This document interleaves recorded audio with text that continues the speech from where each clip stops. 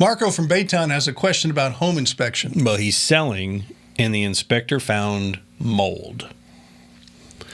Marco writes, he found it in an upstairs bedroom closet and a little strip of it on the ceiling of the garage, and I'm having trouble finding a reliable and reasonably priced mold remediation company to come help.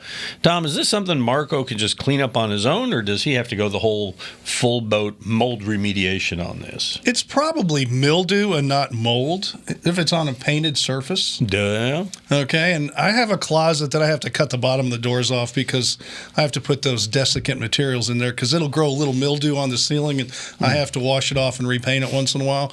Not a big deal. But for someone just to look at something and say you have mold without really testing and seeing if it's truly a mold, and if it is, what kind is it? Is it deadly? Can it just be washed and killed with a little bleach?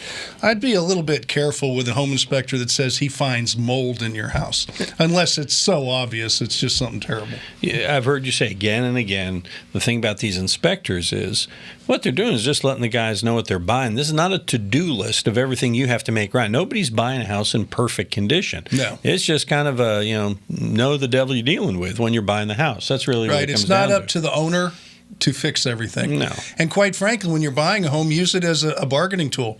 Hey, I'll buy the house, but I'm going to take $3,000 off. I'd say, okay, they'll take $3,000 off. The house is yours. If you ask the homeowner to fix everything, chances are they're going to do a real cheap fix. Yeah. And then you're going to be stuck with something you think is fixed, and it wasn't done as well as it should have been.